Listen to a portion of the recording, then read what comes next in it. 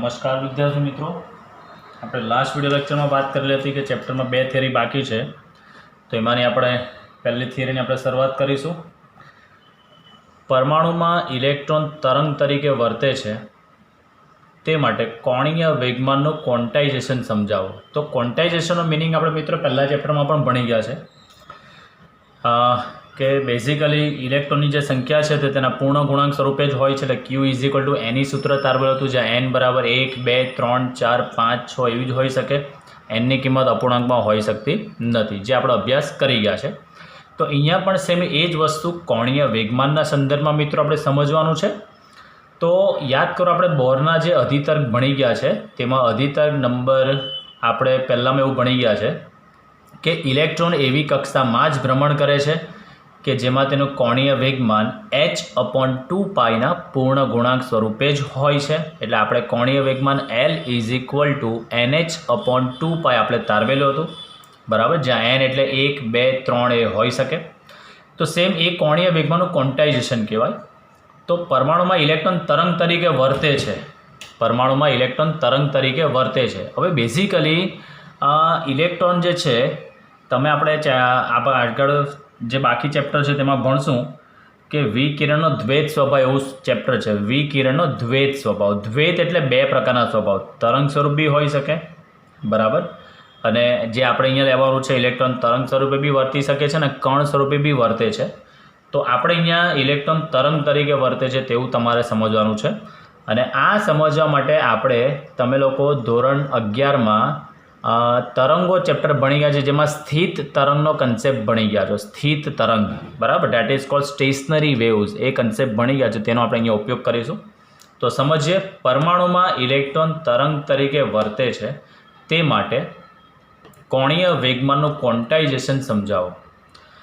તો બોરના અધિતર્ક મુજબ આપણે ભણી ગયા છે કે ન્યુક્લિયસની આસપાસ કક્ષીય ભ્રમણ કરતો જે ઇલેક્ટ્રોન હોય તે ઇલેક્ટ્રોનનું કોણીય વેગમાનનું ક્વોન્ટાઇઝેશન થાય છે। એનો મતલબ મિત્રો ક્વોન્ટાઇઝેશન થાય છે એટલે જે કોણીય વેગમાન છે, કોણીય વેગમાન આપણે સૂત્ર તારવેલું હતું, યાદ કરો, mvr એ સૂત્ર હતું = nh/2π, એના પરથી ક્વોન્ટાઇઝેશન થાય છે તેવું આપણે તારવેલું હતું બોરના અધિતર્ક મુજબ। હવે અહીંયા આપણે શું કરવાનું છે, ઇલેક્ટ્રોન તરંગ તરીકે વર્તે છે તેવું લઈને આપણે તારવવાનું છે। તો 1923માં લુઈસ ડી બ્રોગલી, આ વૈજ્ઞાનિક છે, લુઈસ ડી બ્રોગલી આ માટેનો ઉકેલ જણાવ્યો કે ભાઈ ધારો કે તરંગ સ્વરૂપે હોય તો પણ આ વસ્તુ શક્ય છે જ। તો તેમના મત મુજબ ઇલેક્ટ્રોન પણ એક દ્રવ્ય તરંગની પ્રકૃતિ ધરાવે છે, એટલે ઇલેક્ટ્રોન પણ એક તરંગ પ્રકૃતિ ધરાવે છે, એટલે ઇલેક્ટ્રોનનું પ્રસરણ પણ તરંગ સ્વરૂપે થઈ શકે છે। બોરે જણાવ્યું કે વર્તુળાકાર કક્ષામાં જ્યારે બી ઇલેક્ટ્રોન ફરતો હોય ત્યારે ઇલેક્ટ્રોનને તમે તરંગ તરીકે જોઈ શકો છો, કે ઇલેક્ટ્રોન જ્યારે ગોળ ફરતો હોય ત્યારે આપણે જોઈ ગયા છે કે એ ગોળ ફરતો હોય ત્યારે હંમેશા વિકિરણ સ્વરૂપે ઉર્જાનું ઉત્સર્જન કરે, અને જે ઉર્જાનું ઉત્સર્જન કરે તે ફોટોન સ્વરૂપે થતું હોય છે, અને ફોટોનનો સ્વભાવ હંમેશા તરંગ પ્રકૃતિ પ્રમાણેનો હોય છે। એટલે આપણે કહી શકીએ છીએ કે વર્તુળાકાર કક્ષામાં ઇલેક્ટ્રોનને પણ તરંગ તરીકે આપણે જોઈ શકીએ છીએ। હવે ઇલેક્ટ્રોન જ્યારે બે તરંગ તરીકે જોઈએ ત્યારે ઇલેક્ટ્રોન પણ અનુનાદની સ્થિતિ અનુભવે। અનુનાદ એટલે યાદ કરો, જે જગ્યા પર મહત્તમ કંપવિસ્તાર તમને જોવા મળતો હોય છે। તમે લોકો 11મા ધોરણમાં અનુનાદના બે પ્રયોગો કરી ગયા છો, પ્લસ સ્વર કાંટાવાળું, તેને તમે રબરના પેડ પર અફાડતા હતા અને લાકડાના સ્ટેન્ડ પર મૂકતા હતા અને મહત્તમ અવાજ આવતો હતો, અને એ મહત્તમ અવાજને કારણે તો જે મહત્તમ ધ્રુજારી આવતી હતી તેને કારણે પેલું આપણે કાગળનું જે પેપર આઈડિયા જે મૂકતા તે પડી જતું, તો આવો પ્રયોગ તમે 11મામાં કરી ગયા છો મિત્રો, બરાબર। તો બેઝિકલી અનુનાદની ઘટના એટલે શું, જે જગ્યા પર તમને મહત્તમ કંપવિસ્તાર મળતો હોય તે જગ્યાએ તમે મહત્તમ અનુનાદની સ્થિતિ તમે કહી શકો છો। તો જ્યારે બી ઇલેક્ટ્રોન વર્તુળાકાર કક્ષામાં ભ્રમણ કરતો હોય મિત્રો ત્યારે ઇલેક્ટ્રોન પણ અનુનાદ અનુભવે અને તે જગ્યા પર સ્થિત તરંગ રચાય। સ્થિત તરંગની આકૃતિ તમે યાદ કરો, 11મા ધોરણમાં આવું ભણી ગયા છો। આ ધારો કે બે લાકડાના વુડન બ્લોક છે, સ્ટેન્ડ છે, એની વચ્ચે આપણે દોરી મૂકેલી છે, દોરી પર તમે એમ ટંગ ધ્રુજારી તમે આપો એટલે એની અંદર તમને આવો એક બંધ ગાળો રચાય, આવો આ એક તરંગ લંબાઈ જેટલું અંતર થાય, આ એક તરંગ લંબાઈ જેટલું અંતર થાય। આ તમે આકૃતિ યાદ કરો, તમે અનુનાદની ઘટનામાં 15મા ચેપ્ટરની અંદર તમે ભણી ગયા છો, એમાં આ પણ પ્રયોગ ભણી ગયા છો તમે। જ્યારે દોરીને ખેંચીને છોડી દેવામાં આવે ત્યારે દોરીમાં મોટી સંખ્યામાં તરંગ ઉત્પન્ન થાય, એટલે દોરી તમારી એક પાસે, છેડો તમારી પાસે હાથમાં હોય તો આમ તમે ઝરક આપો તેની અંદર આવા વેવ્સ જતા હોય, આવા આમ વેવ્સ જાય, બરાબર, લાઈક આવા આ રીતે વેવ્સ એની અંદર જતા હોય છે, બરાબર। તો જ્યારે દોરીને ખેંચીને છોડી દેવામાં આવે ત્યારે દોરીમાં મોટી સંખ્યામાં તરંગો ઉત્પન્ન થાય છે અને દોરીમાં સ્થિત તરંગો ત્યારે રચાય છે કે જ્યારે તરંગે દોરી પર જતા અને પાછા આવતા કાપેલું અંતર તરંગ લંબાઈના પૂર્ણ ગુણાંક સ્વરૂપે હોય. એટલે આ એક તરંગ રચાયું છે, બરાબર. એટલે આનું અંતર જે છે આ ગયું અને પાછો એટલે એક તરંગ લંબાઈ જેટલું અંતર. આવું બી હોઈ શકે મિત્રો એની અંદર. ધારો કે આ બે ગાળા બી એની અંદર રચાતા હોય છે. તમે લોકો પ્રસ્પન બિંદુ અને નિસ્પન બિંદુ આવું ભણી ગયા છો. દેટ મીન્સ આ રીતે એક અને એક આ રીતે, બરાબર. તો બેઝિકલી આની અંદર આ જે છે આખું આ એક અને આ બીજું, એટલે આની અંદર 2 લેમ્બડા જેટલું ડિસ્ટન્સ છે તેવું આપણે તમે કહી શકો છો, બરાબર. એટલે તરંગ લંબાઈના પૂર્ણ ગુણાંક સ્વરૂપે જ તમને જોવા મળતું હોય છે. તો દોરીમાં સ્થિત તરંગો ત્યારે રચાય છે કે જ્યારે તરંગે દોરી પર જતા અને પાછા આવતા કાપેલું અંતર એ તરંગ લંબાઈના પૂર્ણ ગુણાંક જેટલું હોય છે ત્યારે સ્થિત તરંગ રચાય છે. તો આ વસ્તુ લુઈસ ડી બ્રોગલીએ બી એવું કીધું કે ઇલેક્ટ્રોન જ્યારે બી તરંગ સ્વભાવ ધરાવતો હોય અને વર્તુળાકાર કક્ષામાં જ્યારે ભ્રમણ કરતો હોય ત્યારે તે પણ અનુનાદની ઘટના અનુભવતો હોય જ છે અને એ અનુનાદની ઘટનાને કારણે ત્યાં સ્થિત તરંગ રચાતા હોય જ છે. અને સ્થિત તરંગ જે રચાતા હોય તેની સંખ્યાના આધારે આપણે કોણીય વેગમાનનું ક્વોન્ટાઇઝેશન થાય છે તેવું આપણે સાબિત અહીંયા કરવાનું છે, બરાબર. ચાલો, હવે આપણને ખબર છે કે ઇલેક્ટ્રોન જે છે વર્તુળાકાર કક્ષામાં એક ભ્રમણ કરે તો એને કાપેલું અંતર એના પરિઘ જેટલું થાય. તો આપણે ધારી લઈએ છીએ કે એનમી કક્ષામાં કોઈ આરએન ત્રિજ્યાવાળી કક્ષામાં એક ઇલેક્ટ્રોન ભ્રમણ કરે છે. આરએન ત્રિજ્યાની એનમી વર્તુળાકાર કક્ષામાં એક ભ્રમણ માટે ઇલેક્ટ્રોને કાપેલું અંતર એના પરિઘ જેટલું હોય છે. તો આપણને ખબર છે પરિઘ 2πr = n × તરંગ લંબાઈ. એક પરિભ્રમણ, બરાબર, એક પરિભ્રમણ જે છે તેની તરંગ લંબાઈ જેટલું. એટલે સાદી ભાષામાં હું તમને આકૃતિ પરથી સમજાવું મિત્રો તો સમજજો. માનો કે અહીંયા ન્યુક્લિયસ છે, આ એક પરિભ્રમણ છે, માં દોરું છું સમજવા માટે. એક પરિભ્રમણ છે, અહીંયા ન્યુક્લિયસ છે. હવે એક પરિભ્રમણ દરમિયાન સ્થિત તરંગો કઈ રીતે રચાતા હોય છે તે સમજો. ધારો કે અહીંયાથી હું સ્ટાર્ટ કરું છું, અહીંયાથી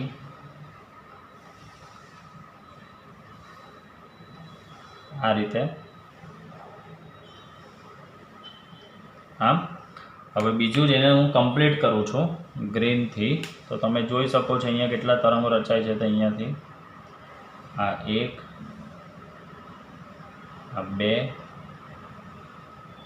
આ 3, 4, 2 ને 2, 4 ને 2, 6 ને 2 તમે જોઈ શકો છો. તો આ જે ડિસ્ટન્સ હોય મિત્રો અહીંયાથી આટલું ડિસ્ટન્સ આ એક તરંગ લંબાઈ જેટલું થાય. આ તમે જોઈ શકો છો, આ ગર્ત અને આ શૃંગ એટલે આટલું તરંગ લંબાઈ જેટલું અંતર થાય. આ એક એવું અહીંયાથી આ રીતે, આ બીજું અહીંયાથી આટલું, આ ત્રીજું અને આ આખું ચોથું. એટલે ડેટ મીન્સ એનની જગ્યાએ કેટલું તરંગ લંબાઈ જેટલું થયું 4. એટલે અહીંયા લખી શકાય આપણે જો આ આકૃતિને ધ્યાનમાં રાખીએ તો આ 4 લેમ્બડા જેટલું લખી શકાય. કેટલું લખી શકાય મિત્રો? 4 લેમ્બડા જેટલું તમે કહી શકો.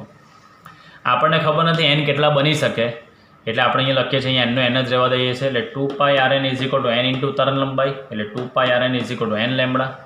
હવે ડી બ્રોગલી નામના વૈજ્ઞાનિક એવું કીધેલું હતું કે તરંગ લંબાઈ લેમ્બડા જે છે એ h એટલે પ્લાન્ક કોન્સ્ટન્ટ અને એના વેગમાનના ગુણોત્તર જેટલું હોય છે.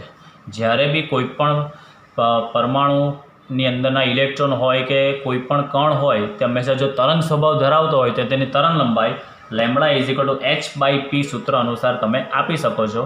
જે તમે તરંગનો દ્વૈત સ્વભાવ ચેપ્ટર છે વિકિરણ અને તરંગનો દ્વૈત સ્વભાવ તેમાં આપણે ભણીશું. અત્યારે તમારે જસ્ટ યાદ રાખવાનું છે કે તરંગ લંબાઈ જે છે તે h/p જેટલું હોય છે. આ સૂત્ર આપનાર વૈજ્ઞાનિક છે લુઈસ ડી બ્રોગલી. એટલે આને કહેવામાં આવે છે ડી બ્રોગલી તરંગ લંબાઈ પણ કહેવામાં આવે છે. પી એટલે વેગમાન એટલે mv, તો m × vn. તો 2πrn = n અને લેમ્બડાની જગ્યાએ કિંમત લખીએ h/mvn. vn એટલે nમી કક્ષાનો વેગ છે. mvn આપણે ઉપર લઈ જઈએ અને rn ત્યાં રહેવા દઈએ, 2π ને આપણે નીચે લઈ આવીએ તો સૂત્ર આવશે આ m અહીંયા આવ્યો, vn ઉપર ગયો, rn ત્યાં છે જ અને 2π નીચે તો nh/2π. તો mvr = આ શું થઈ ગયું? કોણીય વેગમાન એ h/2π ના પૂર્ણ ગુણાંક સ્વરૂપે હોય છે. જુઓ સૂત્રમાં mvrn = nh/2π એટલે કોણીય વેગમાન જે છે એ h/2π ના પૂર્ણ ગુણાંક સ્વરૂપે હોય છે. તો આનો મતલબ કે ડી બ્રોગલીએ કક્ષામાં ભ્રમણ કરતા ઇલેક્ટ્રોનના કોણીય વેગમાનના ક્વોન્ટમીકરણની પણ સમજૂતી આપેલી હતી. એટલે આ રીતે ઇલેક્ટ્રોન જો તરંગ સ્વરૂપે વર્તે તો પણ એનું ક્વોન્ટાઇઝેશન તો થતું હોય જ છે. તે આ વાતનું સમર્થન અહીંયા આપણને જોવા મળે છે. તો બેઝિકલી મિત્રો ઇલેક્ટ્રોન તરંગ સ્વરૂપે વર્તે તો પણ એ ક્વોન્ટાઇઝેશન થાય જ. તેની સમજૂતી તો આપણને બોહરેના અધિતર્કમાં આપેલી જ હતી, પણ એ તારે પૂર્વધારણા સ્વરૂપે હતું, એટલે આપણે વગર સાબિતે સ્વીકારી લીધેલું હતું. જ્યારે ડી બ્રોગલીએ એની આખી પ્રાથમિક સમજૂતી આપીને એની સાબિતી પણ આપણને આપી છે સ્થિત તરંગના સંદર્ભમાં. આ સ્થિત તરંગનો કન્સેપ્ટ તમે 11મા ધોરણમાં મિત્રો તરંગો ચેપ્ટરમાં બહુ સારી રીતે અભ્યાસ કરી ગયા છો. તો આ હતું મિત્રો ઇલેક્ટ્રોન તરંગ તરીકે વર્તે ત્યારે કોણીય વેગમાનનું ક્વોન્ટાઇઝેશન કેવી રીતે થાય છે તે. હવે ચેપ્ટરનું આપણે છેલ્લો સવાલ જોઈશું, બોહરના પરમાણુ મોડેલની મર્યાદાઓ. ચલો નેક્સ્ટ ક્વેશ્ચન છે મિત્રો, બોહર પરમાણુ મોડેલની મર્યાદાઓ. છેલ્લો સવાલ છે. તો બેઝિકલી આપણે જોઈશું એની પહેલી મર્યાદા કંઈક એવી છે, બોહર પરમાણુ મોડેલ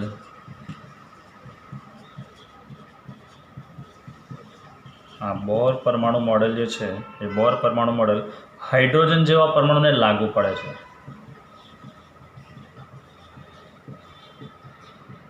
હાઇડ્રોજન જેવા પરમાણુઓને લાગુ પડે છે. એટલે કે આ મોડેલ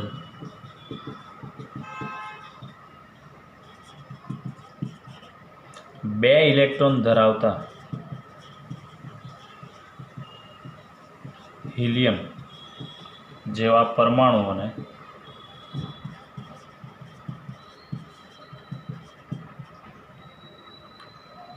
લાગુ પાડી શકાતું નથી. એટલે બેઝિકલી બોહર પરમાણુ મોડેલ જે છે તે ફક્ત હાઇડ્રોજન જેવા પરમાણુને લાગુ પાડી શકાય છે કે એની અંદર એક ઇલેક્ટ્રોન પણ વધે છે તો આ મોડેલ જે છે તે બીજા પરમાણુને લાગુ પાડી શકાતું હોતું નથી. બરાબર, એની અંદરની જ સમજૂતીઓ જોઈએ. તો બેઝિકલી હાઇડ્રોજનની અંદર આપણે જોઈ ગયા કે જેનો સ્પેક્ટ્રમ હતો વર્ણપટ રેખાઓ એક કરતાં ઘણી બધી વધારે રેખાઓની બનેલી હતી. આપણે એવું જોઈ ગયા છે કે જે હાઇડ્રોજન વર્ણપટ રેખાઓ છે, હાઇડ્રોજન વર્ણપટ રેખાઓ એક કરતાં વધારે રેખાઓની બનેલી હોવાનું જણાય છે. આ હકીકત બોર મોડેલ સમજાવી શકતું નથી કે કેમ આવું થાય છે, તે આપણે બોર મોડેલથી સમજાવી શકાતું નથી. એટલે આપણે એક એની મર્યાદા મિત્રો બની જાય છે. બરાબર, હવે બેઝિકલી આપણને ખબર છે કે બોર મોડેલની જે રચના હતી તેની અંદર ધન વિદ્યુત ભારિત ન્યુક્લિયસ અને ઇલેક્ટ્રોન વચ્ચે વિદ્યુતીય બળ લાગતું હતું. પણ હવે બહુ ઇલેક્ટ્રોન એટલે એક કરતાં વધારે ઇલેક્ટ્રોન હોય તો સ્વાભાવિક વસ્તુ છે કે ઇલેક્ટ્રોન વચ્ચે બી અપાકર્ષણ બળ તો લાગે. તેની તો કોઈ સમજૂતી એ બોર અંકલ આપી શકેલા હતા નહીં. બરાબર, એટલે બેઝિકલી એ પણ એક મર્યાદા એની અંદર બની શકે છે કે જે બોર મોડેલ છે એ બોર મોડેલની રચનામાં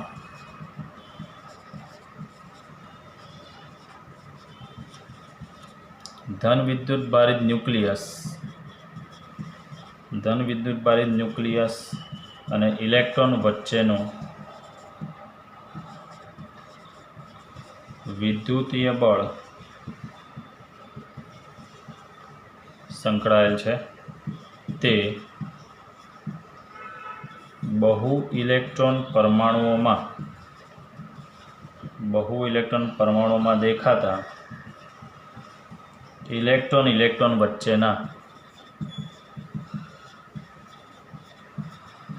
વિદ્યુત બળોનો સમાવેશ કરતું નથી. બરાબર, એટલે બેઝિકલી આ એની સૌથી પહેલી મોટી મર્યાદા કે હાઇડ્રોજન પરમાણુને લાગુ પાડી શકાય. એક ઇલેક્ટ્રોન પણ વધે એટલે હિલિયમ બી આવે તો પણ એ પરમાણુને આ મોડેલ લાગુ પાડી શકાતું નથી. વર્ણપટ રેખા એક કરતાં વધારે રેખાઓનું બનેલું છે, કેમ એવું તે પણ આ મોડેલ સ્પષ્ટ કરી શકતું નથી. અને ધન વિદ્યુત ભારિત ન્યુક્લિયસ અને ઇલેક્ટ્રોન વચ્ચે આપણને ખબર છે કે કુલંબિયન બળ લાગે, પણ ઇલેક્ટ્રોન વચ્ચે પણ અપાકર્ષણ બળ તો લાગતું જ હોય છે. બરાબર, તો તેની કોઈ સમજૂતી કરી શકેલું હતું નહીં. બરાબર, ત્યારબાદ બીજો પોઈન્ટ એની અંદર એવો છે આપણે એની બીજી મર્યાદા બી જોઈએ કે બોર મોડેલની અંદર હાઇડ્રોજન પરમાણુ વડે ઉત્સર્જિત પ્રકાશ છે તે પ્રકાશની આવૃત્તિઓનું સાચું અનુમાન તો મળી શકે, પણ એ આવૃત્તિની સાપેક્ષ તીવ્રતા સમજાવી શકાતું નથી કે આના કરતાંની વધારે કેમ મળે છે, આલ્ફા કરતાં બીટાની કેમ ઓછી મળે છે, તે સમજાવી શકેલા હતા નહીં. તો બેઝિકલી અહીંયા લખી શકાય છે કે બોર મોડેલ હાઇડ્રોજન પરમાણુ વડે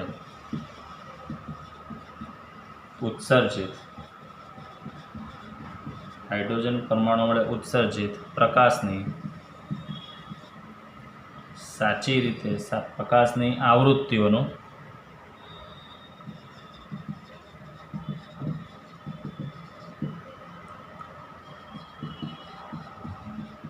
સાચી રીતે પૂર્વાનુમાન કરે છે, બરાબર. પણ બેઝિકલી આવૃત્તિઓની સાપેક્ષ તીવ્રતાઓ સમજાવી શકતું નથી. આવૃત્તિઓની સાપેક્ષ તીવ્રતાઓ સમજાવી શકતું નથી કે આના કરતાં આની તીવ્રતા શા માટે વધારે, શા માટે ઓછી, તેની સમજૂતી આપી શકેલા હતા નહીં, બરાબર. બીજી મેઇન વસ્તુ આની અંદર જે હતું કે હાઇડ્રોજન ઉત્સર્જનના જે વર્ણપટમાં કેટલીક દ્રશ્ય આવૃત્તિઓની તીવ્રતા ઓછી છે અને અમુકની તીવ્રતા વધારે છે તેવું બી છે, પણ એ શા માટે એવું છે એટલે બેઝિકલી એ સમજાવી શકેલા હતા નહીં. તો આની અંદર આપણે હજી એક મુદ્દો આપણે વધારે વિસ્તૃત લખવું હોય તો લખી શકીએ છીએ કે હાઇડ્રોજનના ઉત્સર્જન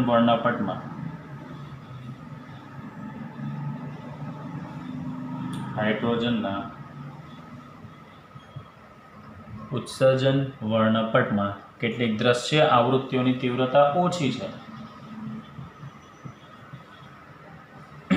કેટલીક દ્રશ્ય આવૃત્તિઓની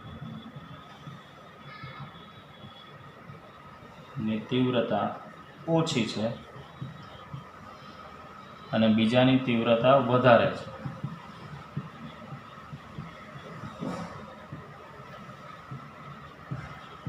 તો શા માટે, પહેલો પ્રશ્ન તો આ કે આવું શા માટે થયું, તો એ પ્રશ્નનો જવાબ એ ભાઈ આપી શકેલા હતા નહીં.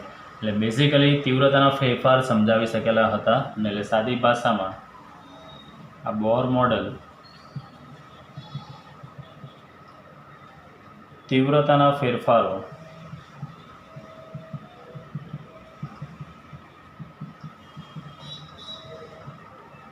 સમજાવવામાં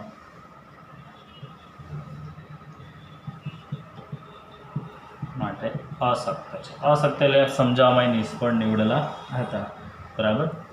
ત્યારબાદ ત્રીજો મુદ્દો આપણે એની અંદર ઇન્ક્લુડ કરવો હોય તો ઇલેક્ટ્રોનની કક્ષા વર્તુળાકાર હોય તેવું બી જરૂરી નથી, બરાબર. એ લંબગોળ આકાર પણ હોઈ શકે છે. તો મેઇન વસ્તુ આની અંદર એ પણ આપણે ઇન્ક્લુડ કરી શકીએ કે ઇલેક્ટ્રોનની કક્ષા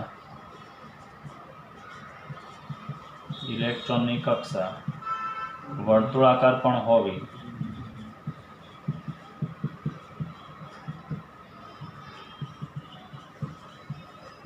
જરૂરી નથી, તે લંબગોળ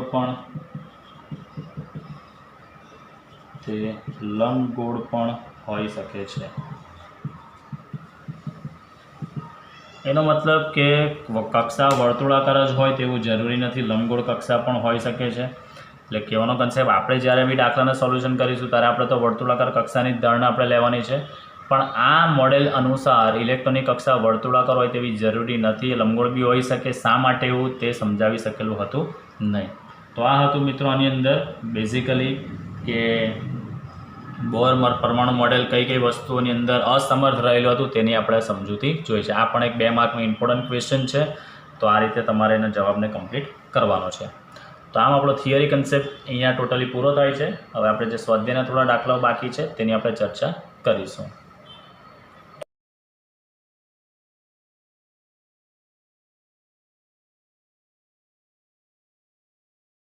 નેક્સ્ટ આપણે ચાલુ કરીશું સ્વાધ્યાયનો દાખલા નંબર 7મો. આપણે કમ્પ્લીટ કરેલા હતા 2, 3, 4, 5, 6 સ્વાધ્યાયનો પહેલો દાખલો જે છે મિત્રો તે તમે જાતે કરી શકો છો, થિયરી બેઝ છે. આપણે 7મો દાખલો કમ્પ્લીટ કરીશું.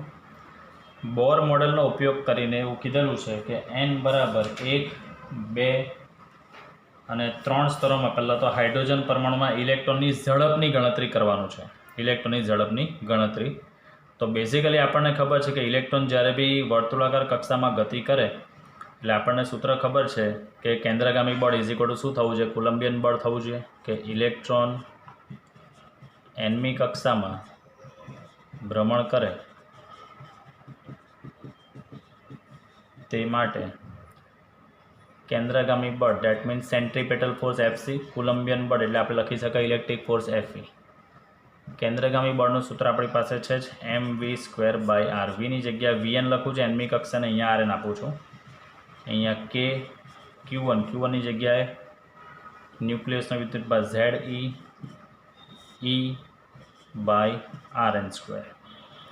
ચાલો તો હવે આની અંદરથી આપણે લખી શકીએ છીએ હાઇડ્રોજન માટે આપણે Z બરાબર જો હું 1 લઉં તો mvn² is equal to k e²/rn².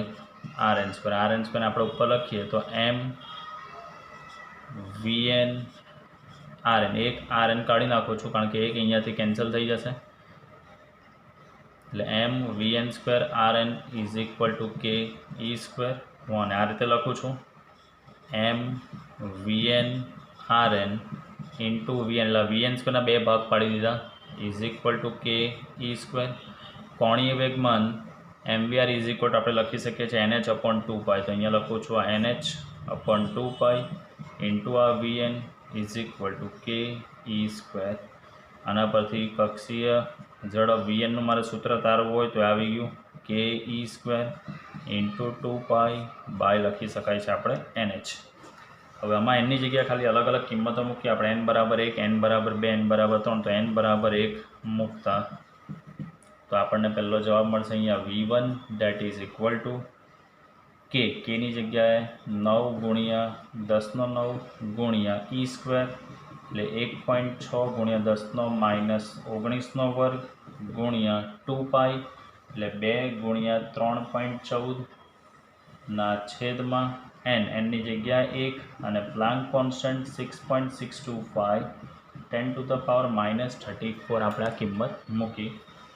આનો મિત્રો તમે જવાબ આપશો, સાદરૂપ આપશો તો જવાબ આવે છે આનો 21.84 ગુણ્યા 10⁵ એટલે 2.184 ગુણ્યા 10⁶ મીટર પર સેકન્ડ. આ v1 આવી ગયો. હવે આપણે આને હું સમીકરણ 1 આપી દઉં છું. સમીકરણ 1માં n બરાબર આપણે 2 મૂકી દઈએ. આપણે આ v1નો જવાબ તો આપણી પાસે આવી જ ગયો છે. હવે nની જગ્યાએ 2 મૂકીએ આપણે તો આ nની જગ્યાએ અહીંયા 2 મૂકીશું. ચાલો આપણે સમજીએ. v2 is equal to k e² into 2π by nની જગ્યાએ 2 ઇન્ટુ h. હવે તમે જોઈ શકો છો આ k e² જે હું અહીંયા હાઇલાઇટ કરું છું તે ભાગ સમજજો મિત્રો. આ k e² 2π બાય જે h છે તેને તમે શું કહી શકો છો? v1 કહી શકો છો. આ ભાગને તમે શું કહી શકો છો? v1 જે આપણે તારેલું છે. જો આ k ની કિંમત મૂકી અહીંયા, e² ની કિંમત મૂકી અહીંયા, 2π છેદમાં h. હા બરાબર. એટલે આ એકચ્યુઅલી શું થઈ ગયું મિત્રો? v1/2 થઈ ગયું. v2 ઇઝ ઇક્વલ ટુ શું થઈ ગયું? v1/2 આપણે લખી શકીએ છીએ ડાયરેક્ટ. જો તમારે એવું નહીં ખબર પડે તો તમે આ સૂત્રમાં એની જગ્યાએ 2, 3 એવી રીતે અલગ અલગ મૂકીને સાદરૂપ આપી શકો છો. અહીંયા v2 ઇઝ ઇક્વલ ટુ v1નો જવાબ છે તમારી પાસે 2.184 ઇન્ટુ 10⁶ ડિવાઇડેડ બાય 2 એટલે v2 ઇઝ ઇક્વલ ટુ આપણને આનો v2નો જવાબ મળી જશે 1.092 ઇન્ટુ 10⁶ મીટર પર સેકન્ડ. આવી ગયો મિત્રો આપણો v2નો જવાબ. હવે સેમ એવી રીતે જ અહીંયા હું 3 મૂકીશ તો આ k e² 2π 2 છે તો આપણી પાસે શું છે? v1 છે જ. તો હવે આપણી પાસે હું આવું લખું છું સમજવા માટે. સમીકરણ 1માં n બરાબર 3 મૂકતા તો v3 is equal to k e² into 2π by 3h એટલે v3 is equal two v1/3 3 ફરી પાછું અહીંયા હું V1 ને હાઇલાઇટ કરી દઉં છું મિત્રો। આ ke²/h જે છે તેને તમે કહી શકો છો V1 બરાબર। તો V1 ની કિંમત છે 2.184 × 10⁶ ડિવાઇડેડ બાય 3 એટલે V3 જવાબ આવશે 0.728 × 10⁶ મીટર/સેકન્ડ।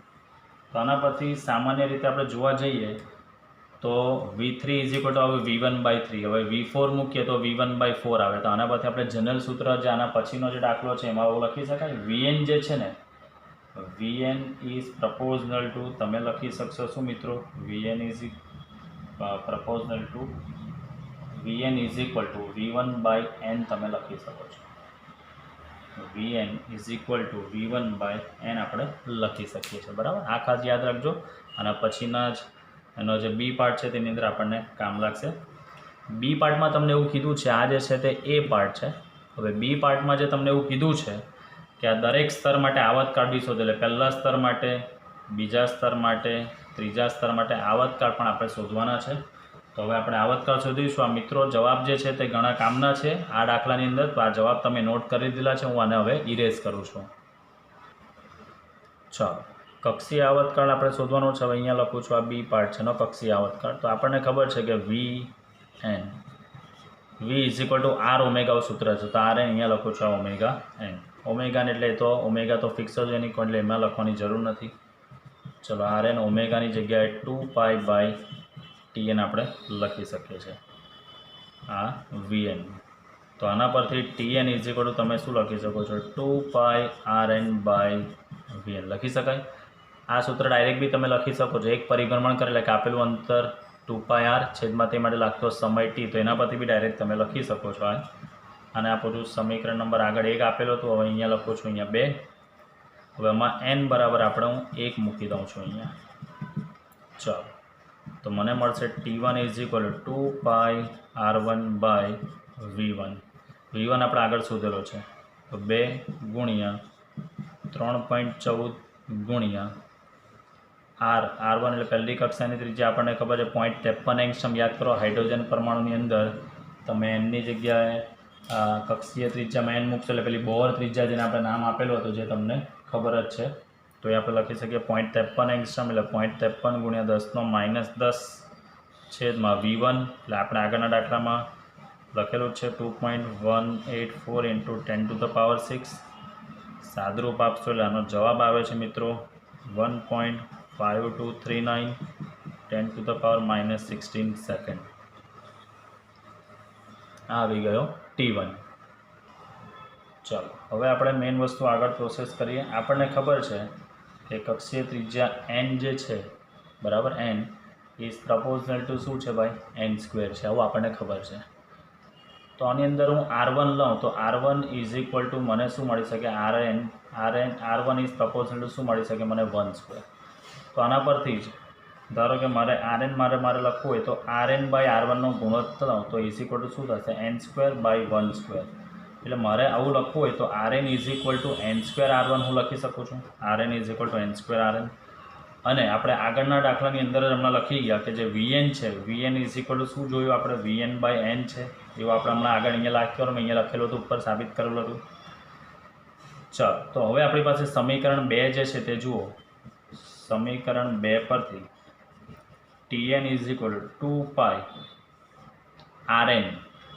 Rnની જગ્યા હું લખું છું n²R1 અપોન Vnની જગ્યા લખું છું V1/n।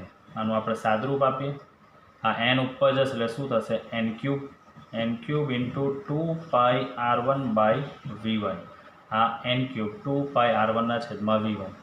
હવે 2πR1/V1 એટલે T1 છે કે નહીં આપણી પાસે તો આના પરથી Tn લખવું હોય તો Tn n³ × T1 લખાય કે નહીં કારણ કે આ શેની કિંમત છે મિત્રો જુઓ n 2πR1/V1 કોની કિંમત છે T1ની એટલે આ જનરલ સૂત્ર આપણે મેળવી દીધું। હવે આની અંદર nની જગ્યાએ શું મૂકી દઉં 2 મૂકી દઉં તો T2 આ 2 નો ઘન ગુણ્યા T1 આપણી પાસે આ છે જ એટલે T2 2 નો ઘન 8 ગુણ્યા 1.52 3 ના એટલે 4 કરી દઉં છું, 10 નો -16 એટલે T2 ઇઝ ઇક્વલ ટુ આવશે 1.216 ગુણ્યા 10 નો -15 સેકન્ડ. આ T2 આવી ગયો.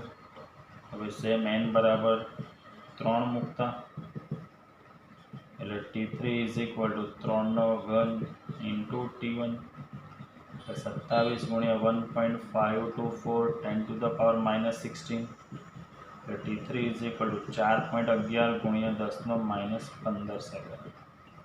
4.11 ગુણ્યા 10 નો -15 સેકન્ડ. તો મેઇન આ તમે જે છે જે અમુક સૂત્રો જે આપણે તારવેલા છે શોર્ટકટના, તે દાખલા માટે ઘણા કામના છે. અધરવાઇઝ તમે દરેક વખતે અલગ અલગ કિંમતો મૂકીને જવાબ લાવો તો પણ જવાબ તો આ જવાનો છે, પણ આ શોર્ટકટ રીતે આપણે કરેલો છે. ચલો સ્વાધ્યાયનો દાખલા નંબર જોઈશું આપણે 12.8.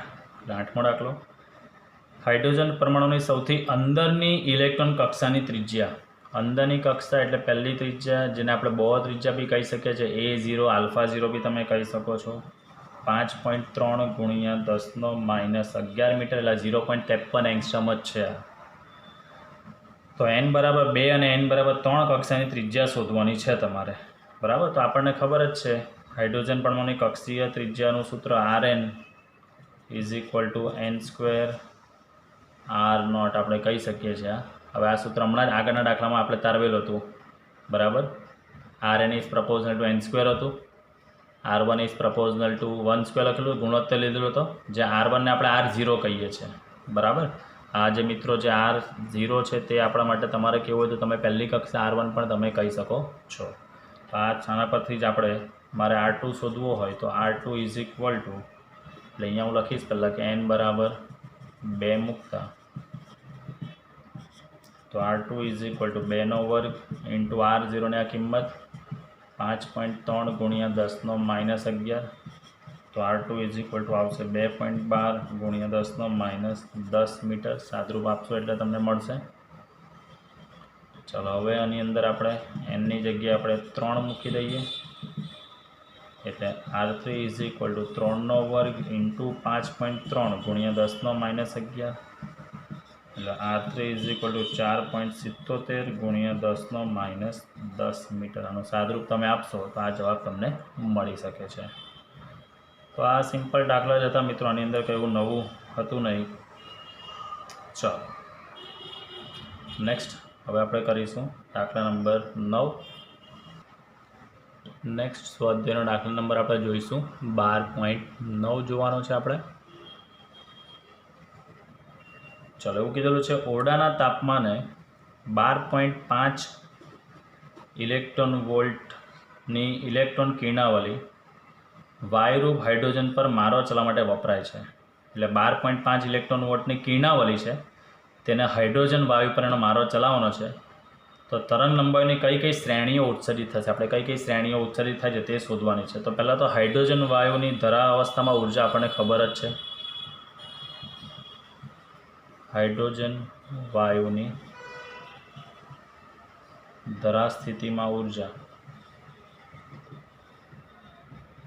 -13.6 ઇલેક્ટ્રોન વોલ્ટ છે. હવે મિત્રો એના પર મારો કોનો ચલાવવામાં આવે છે તો તમને ખબર જ છે, જો આપેલું છે રકમમાં 12.5 ઇલેક્ટ્રોન વોલ્ટની ઉર્જાનો મારો ચલાવવામાં આવે છે.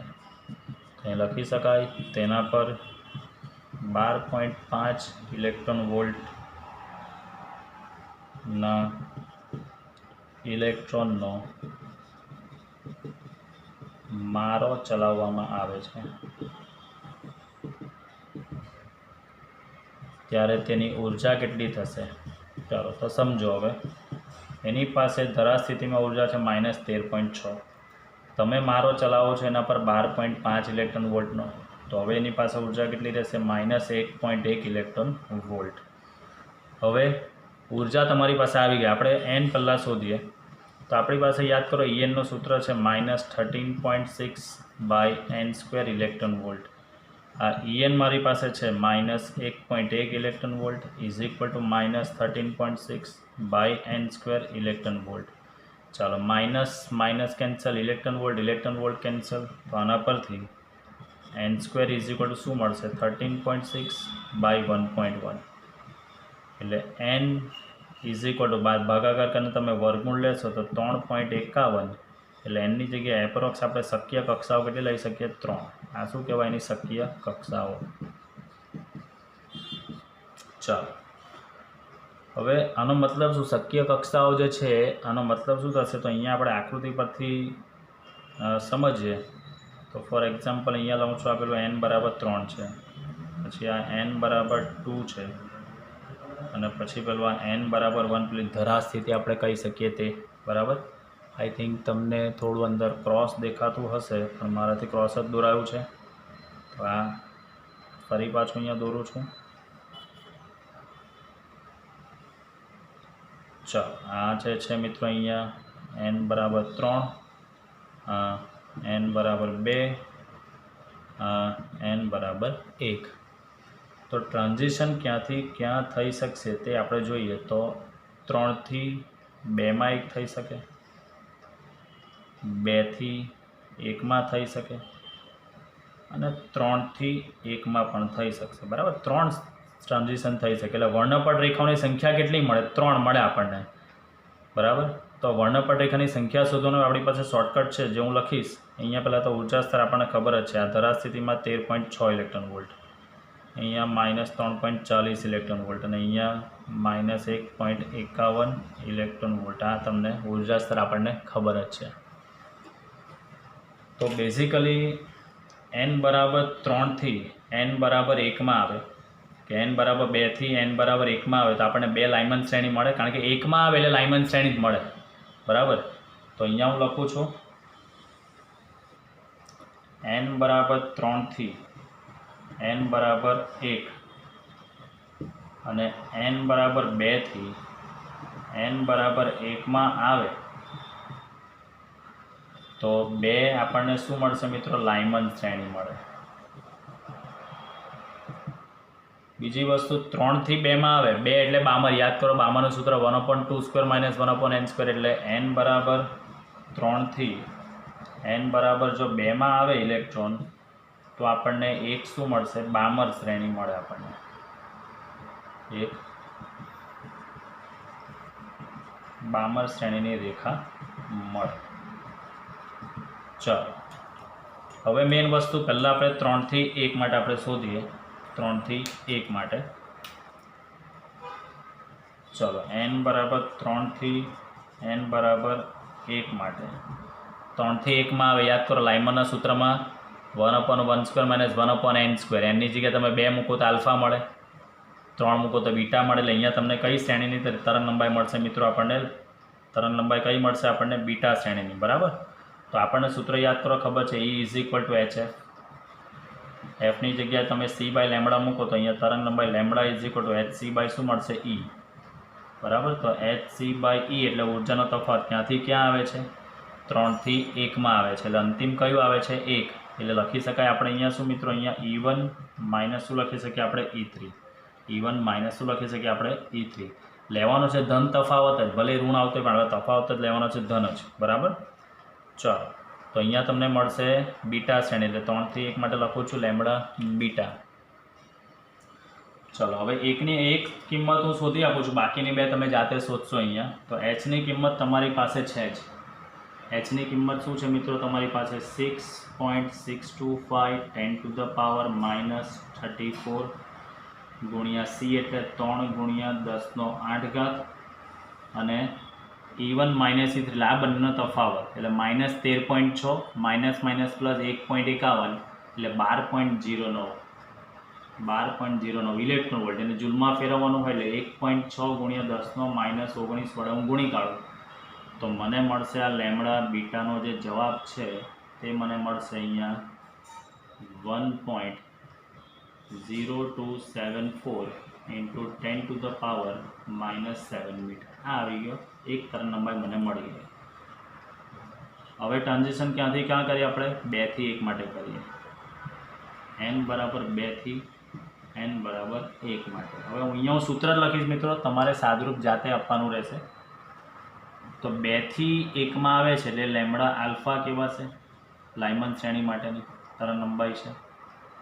તો અહીંયા લખો છો લાઇમન चलो અને સંકેત જ બદલી કાઢું લેમ્બડા લાઇમન આલ્ફા અને આનો બી સંકેત બદલી કાઢું છું લેમ્બડા લાઇમન બીટા બરાબર એટલે ક્લિયર લેમ્બડા લાઇમન બીટા તો અહીંયા સૂત્ર શું આવશે મિત્રો HC બાય અહીંયા શું આવશે E1 માઇનસ E2 આમાંથી બી તમે કિંમત મૂકશો એટલે લેમ્બડા લાઇમન આલ્ફાનો જવાબ હું અહીંયા લખું છું તમે જાતે સાદરૂપ આપવાના પ્રયત્ન કરજો 1.2178 into 10 to the power minus 7 metre